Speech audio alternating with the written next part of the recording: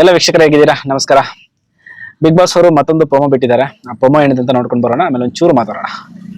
Captain Gilli ವಾದ ಪ್ರತಿವಾದಗಳನ್ನು ಪರಿಗಣಿಸಿ ಇಬ್ಬರ ಪೈಕಿ ಒಬ್ಬರು ಮನೆಯಿಂದ ಹೊರ ಹೋಗುವಂತೆ ನಾಮಿನೇಟ್ ಮಾಡಬೇಕು. ಕಾವ್ಯ ರಾಶಿಕಾ ಕಾವ್ಯ ವ್ಯಕ್ತಿತ್ವ ಇರುತ್ತೆ ಅಲ್ವಾ, ಮನುಷ್ಯತ್ವ ಇರುತ್ತೆ ಅಲ್ವಾ, ನನ್ಗೆ ನಿಮ್ಮಲ್ಲಿ ಕಾಣಿಸಲ್ಲ. ಕಾವ್ಯ ಅವ್ರಿಗಿಂತ ಸೂಕ್ತ ಕಾರಣ ಕೊಟ್ಟರು ಅನ್ನಿಸ್ತು ರಾಶಿಕಾ ಅವ್ರಿಗೆ. ಕಾವ್ಯ ಅವ್ರಿಗಿಂತ ಧ್ರುವಣ್ಣ ಅವ್ರ ಜೊತೆ ಮಾಡಿದ ವಾದ ಸೂಕ್ತ ಅಂತ ಅನ್ನಿಸ್ತು. ಇದೇನು ನಾಮಿನೇಷನ್ ಗಿಂತ ಎಕ್ಸ್ಪೆಕ್ಟೆಡ್ ವೆರಿ ಗುಡ್. ಇಲ್ಲಿ ನೋ ಫೇವರಿಸಂ, ನೋ ಇನ್ನೊಂದು. ಬಿಗ್ ಬಾಸ್ ಇಂದು ರಾತ್ರಿ. ಎಸ್ ವೀಕ್ಷಕರೇ, ನೋಡಿದಿರಲ್ಲ ಪ್ರೊಮೋ ಹೇಗಿದೆ ಅಂತ ಹೇಳಿದ್ರೆ, ಬೆಳಗಿನ ಪ್ರೊಮೋದಲ್ಲೂ ಇವಾಗಿನ ಪ್ರೊಮೋದಲ್ಲೂ ಗಿಲ್ಲಿ ಆಪೋಸಿಟ್ ಆಗಿ ವಾಯ್ಸ್ ಬರ್ತಾ ಇರೋದು ಅಶ್ವಿನಿ ಮೇಡಮ್ ಅವ್ರದ್ದು. ಬಹುಶಃ ನಾವೇನ್ ಅನ್ಕೊಂಡಿದ್ವಿ, ಕಳೆದ ವಾರ ಏನ್ ಫ್ಯಾಮಿಲಿ ಮೀಟ್ ಆಗಿತ್ತು, ಎಲ್ರು ಚೆನ್ನಾಗಿದ್ರು, ಇನ್ನು ಮುಂದಿನ ವಾರದಿಂದ ಜನ ತರ ಇರ್ತಾರೆ ಅಂತ ನಾವ್ ಅನ್ಕೊಂಡಿದ್ವಿ. ಬಟ್ ಈ ವಾರ ಸ್ಟಾರ್ಟಿಂಗ್ ಇಂದಾನೇ ಕಿತ್ತಾಟ ಶುರುವಾಗುವ ಎಲ್ಲಾ ಲಕ್ಷಣಗಳು ಕಾಣಿಸ್ತಾ ಇದೆ. ಸೊ ಗಿಲ್ಲಿ ಏನ್ ನಾಮಿನೇಷನ್ ಪ್ರಕ್ರಿಯೆ ನಡೆಸಿಕೊಡ್ತಾ ಇದ್ದಾರೆ, ಸೊ ಅದರಲ್ಲಿ ಫೇವರಿಸಂ ಮಾಡ್ತಾ ಇದ್ದಾರೆ, ಎಕ್ಸ್ಪೆಕ್ಟ್ ಅಂತ ಅಶ್ವಿನಿ ಮೇಡಮ್ ಅವರು ಜೋರಾಗಿ ಚಪ್ಪಾಳೆ ತಟ್ತಾ ಇದ್ದಾರೆ.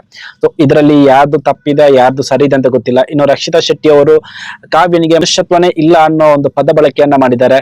ಬಹುಶಃ ಈ ನಾಮಿನೇಷನ್ ಪ್ರಕ್ರಿಯೆ ನಡೆದ ನಂತರ ಇದರ ಬಗ್ಗೆ ಕ್ಲಾರಿಟಿ ಕೇಳ್ಬೋದು. ರಕ್ಷಿತಾ ಶೆಟ್ಟಿಗೆ ಇದರ ಬಗ್ಗೆ ಕ್ಲಾರಿಟಿ ಕೊಡ್ಲಿಕ್ಕೆ ಬರಲ್ವಾ ಗೊತ್ತಿಲ್ಲ. ಬಟ್ ಭಾಷೆಯ ಒಂದು ಪ್ರಾಬ್ಲಮ್ ಆಗಿರೋದ್ರಿಂದ ಪ್ರಾಂಪ್ಟ್ ಆಗಿ ಅವರಿಗೆ ಕೊಡ್ಲಿಕ್ಕೆ ಸಾಧ್ಯ ಆಗ್ಲಿಕ್ಕೂ ಇಲ್ಲ. ಬಟ್ ರಕ್ಷಿತಾ ಶೆಟ್ಟಿ ಇಲ್ಲಿ ಏನು ಮನುಷ್ಯತ್ವ ಇಲ್ಲ ಅಂತ ಒಂದು ಪದ ಬಳಕೆ ಮಾಡಿದ್ದಾರೆ. ಅದಕ್ಕೆ ರೀಸನ್ ಏನಿರ್ಬೋದು ಅನ್ನೋದು ಗೆಸ್ ಮಾಡೋದಾದ್ರೆ, ಕಳೆದ ವಾರ ಪೇರೆಂಟ್ಸ್ ಏನ್ ಮನೆಗೆ ಬಂದಿದ್ರು, ಅವಾಗ ರಕ್ಷಿತಾ ಶೆಟ್ಟಿ ಮೈಕ್ ಧರಿಸಿದ ಒಂಚೂರು ಆ ಕಡೆ ಆಗಿತ್ತು. ರಕ್ಷಿತಾ ಶೆಟ್ಟಿ ತಾಯಿ ಜೊತೆ ಮಾತಾಡುವಾಗ ಅವಾಗ ಬಿಗ್ ಬಾಸ್ ಅವರು ವಾರ್ನಿಂಗ್ ಕೊಡ್ತಾರೆ. ಆಗ ರಕ್ಷಿತಾ ಶೆಟ್ಟಿ ಕಾವ್ಯ ಅವ್ರ ಹತ್ರ ರಿಕ್ವೆಸ್ಟ್ ಮಾಡ್ತಾರೆ, ನಾನು ಪನಿಷ್ಮೆಂಟ್ ಅನ್ನ ಆಮೇಲೆ ತಗೋತೀನಿ, ಬೇಕಾದ್ರೆ ಎಕ್ಸ್ಟ್ರಾ ಬೇಕಾದ್ರೆ ಮಾಡ್ತೀನಿ, ಇವಾಗ ಒಂಚೂರು ಎಕ್ಸ್ಕ್ಯೂಸ್ ಕೊಡಿ. ಇದ್ದಾರೆ ಪನಿಷ್ಮೆಂಟ್ ಮಾಡ್ಕೊಂಡ್ ಬಂದ ನಂಗೆ ಮಾತಾಡಕ್ಕಾಗಲ್ಲ, ಉಸಿರು ಕಟ್ಟುತ್ತೆ ಅಂತ. ಸೊ ಅವಾಗ ಏನ್ ಮಾಡ್ತಾರೆ ಅಂತ ಹೇಳಿದ್ರೆ, ಕಾವ್ಯರವರು ಅದನ್ನ ಪರಿಗಣನೆ ಮಾಡದೆ ಶಿಕ್ಷೆ ವಿಧಿಸ್ತಾರೆ. ಸೊ ಇದು ಪರ್ಸನಲಿ ನಮ್ಗೂ ಕೂಡ ಹರ್ಟ್ ಆಗಿತ್ತು. ಮೊನ್ನೆ ಅದನ್ನೇ ನಾನು ಹೇಳಿದ್ದೀನಿ, ಮನೆಯವರ ಮುಂದೆ ಯಾರಿಗಾದ್ರೂ ಅಷ್ಟೇ ಶಿಕ್ಷೆಯನ್ನ ವಿಧಿಸಬಾರ್ದು. ಯಾಕೆಂತ ಹೇಳಿದ್ರೆ ಅವರು ಬಂದಿರೋದೇ ಒಂದಿಷ್ಟು ಸಮಯಗಳ ಕಾಲ ಅವರ ಜೊತೆ ಚೆನ್ನಾಗಿ ಖುಷಿಯಾಗಿ ಇರ್ಲಿಕ್ಕೆ. ಇಷ್ಟು ದಿನಗಳು ಈಗ ಟಿವಿಯಲ್ಲಿ ಏನ್ ನೋಡಿರ್ತಾರೆ, ಕೆಲವೊಂದು ನೆಗೆಟಿವ್ ಬರುತ್ತೆ, ಪಾಸಿಟಿವ್ ಬರುತ್ತೆ. ಅದರಲ್ಲೂ ಕೂಡ ರಕ್ಷಿತಾ ಶೆಟ್ಟಿಯ ತಾಯಿ ಮನೆಗೆ ಬಂದಾಗ ಬಹುತೇಕ ಅವರಿಗೆ ನೆಗೆಟಿವ್ ಇದ್ದ ಟೈಮಲ್ಲಿ ಅವ್ರು ಬಂದಿದ್ದಂದ್ರೆ ಸೀಕ್ರೆಟ್ ರೂಮ್ಗೆ ಹೋಗಿ ಬಂದಾಗ, ಸೊ ಎಲ್ಲೋ ಒಂದ್ ಕಡೆ ರಕ್ಷಿತಾ ಶೆಟ್ಟಿಯ ತಾಯಿ ಮಾತಾಡ್ಲಿಕ್ಕೂ ಭಯ ಪಡ್ತಾ ಇದ್ರಿಂದ ಅಂಜ್ತಾ ಇದ್ರು, ಏನ್ ಮಾತಾಡ್ಬೇಕು, ಏನಾದ್ರು ಮಾತಾಡಿದ್ರೆ ರಾಂಗಾ ರೈಟಾ ಅನ್ನೋ ಇದ್ರಲ್ಲಿ ಬಂದಾಗ ಎಲ್ರು ಕೂಡ ರಕ್ಷಿತಾ ಶೆಟ್ಟಿಯ ಬಗ್ಗೆ ನೆಗೆಟಿವ್, ಏನ್ ತಪ್ಪು, ಅಲ್ಲಿ ಸರಿ ಮಾಡಲ್ಲ, ಇದು ಮಾಡಲ್ಲ ಅಂತ ದೂರುಗಳನ್ನ ಅವರ ತಾಯಿ ಹತ್ರ ಹೇಳ್ತಾ ಇದ್ರು. ಸೊ ಅದನ್ನೆಲ್ಲ ಕೇಳ್ತಾ ಇದ್ರು ಅವ್ರ ತಾಯಿ. ಸೊ ಎಕ್ಸ್ಕ್ಯೂಸ್ ಕೊಡ್ಬೋದಿತ್ತು, ಅದನ್ನ ರಕ್ಷಿತಾ ಶೆಟ್ಟಿ ಎಕ್ಸ್ಪೆಕ್ಟ್ ಮಾಡಿದ್ರೇನೋ. ಬಹುಶಃ ಅದಕ್ಕೋಸ್ಕರನೇ ರಕ್ಷಿತಾ ಶೆಟ್ಟಿ ಈ ರೀಸನ್ ಅನ್ನ ಕೊಟ್ಟು ನಾಮಿನೇಷನ್ ಮಾಡ್ತಾರೆ. ಬಟ್ ಇದರಲ್ಲಿ ಗಿಲ್ಲಿ ನಟ ಎಷ್ಟು ಜೆನ್ವಿನ್ ಆಗಿ ಡಿಸಿಷನ್ ಅನ್ನ ತಗೋತಾರೆ ಅನ್ನೋದರ ಮೇಲೆ ಗಿಲ್ಲಿ ನಟನವರ ಕ್ಯಾಪ್ಟನ್ಸಿ ರಾಂಗ್ ಇದೆಯಾ ರೈಟ್ ಇದೆಯಾ ಅನ್ನೋದು ಪ್ರೂವ್ ಆಗುತ್ತೆ.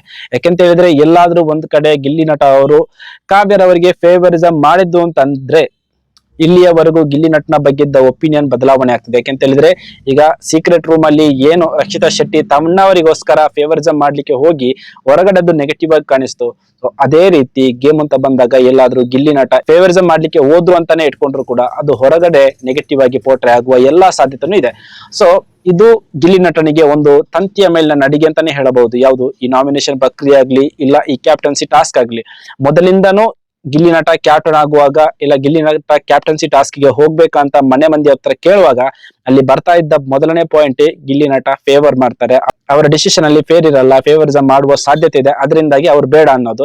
ಸೊ ಅದೆಲ್ಲಾದ್ರೂ ಈ ವಾರ ಪ್ರೂವ್ ಆಯ್ತು, ಇಲ್ಲ ಗಿಲ್ಲಿ ನಟ ಅದೇ ರೀತಿ ಮುಂದಕ್ಕೆ ಹೋದ್ರು ಅಂತ ಆದ್ರೆ ಖಂಡಿತವಾಗಿಯೂ ಅವರ ಮೇಲಿದ್ದಂತಹ ಜನಾಭಿಪ್ರಾಯದಲ್ಲಿ ಬದಲಾವಣೆ ಆಗುವಂತಹ ಸಾಧ್ಯತೆ ಇದೆ. ನನಗೆ ಗೊತ್ತಿರೋ ಪ್ರಕಾರ ಗಿಲ್ಲಿ ನಟ ಆಟ ಅಂತ ಬಂದಾಗ ಆಟವನ್ನೇ ಆಡ್ತಾರೆ, ಫೇವರಿಸಂ ಮಾಡಲ್ಲ ಅನ್ನೋದು ನಾವಿಲ್ಲಿಯವರೆಗೂ ನೋಡ್ಕೊಂಡು ಬಂದಿರೋದು. ಅದೇ ರೀತಿ ಮುಂದುವರೆದ್ರೆ ಅವರ ಈ ಕ್ಯಾಪ್ಟನ್ಸಿ ವಾರದಲ್ಲಿರುವ ಪರೀಕ್ಷೆ ಏನಿದೆ ಆ ಪರೀಕ್ಷೆಯಲ್ಲಿ ಅವರು ಪಾಸ್ ಆಗ್ತಾರೆ.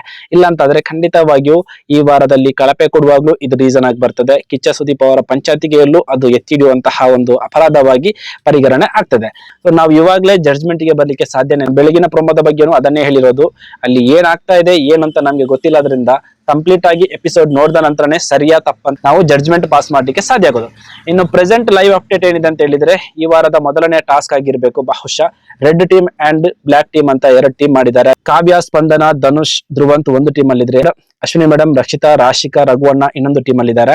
ಸೊ 2 ಅಂಕಣವನ್ನ ಮಾಡಿದ್ದಾರೆ, ಮಣ್ಣಿನ ಅಂಕನ. ಸೊ ಆ ಅಂಕಣದಲ್ಲಿ ಕಾಯಿನ್ಸ್ ಅನ್ನ ಇಟ್ಟಿರ್ತಾರೆ ಬಿಗ್ ಬಾಸ್ ಅವರು. ಆ ಕಾಯಿನ್ಸ್ ಅನ್ನ ತಗೊಂಡೋಗಿ, ಅಂದ್ರೆ ರೆಡ್ ಕಾಯಿನ್ಸ್ ಬ್ಲಾಕ್ ಕಾಯಿನ್ಸ್ 2 ಇಟ್ಟಿರ್ತಾರೆ ಅನ್ಸುತ್ತೆ. ಸೊ ಅವರವರ ತಂಡದ ಬಣ್ಣದ ಕಾಯಿನ್ಸ್ ಅನ್ನ ತಗೊಂಡೋಗಿ ಒಂದು ಬಾಟಲ್ಗೆ ಹಾಕ್ಬೇಕು ಅನ್ನೋದು ಆಗಿರ್ತದೆ ಟಾಸ್ಕ್.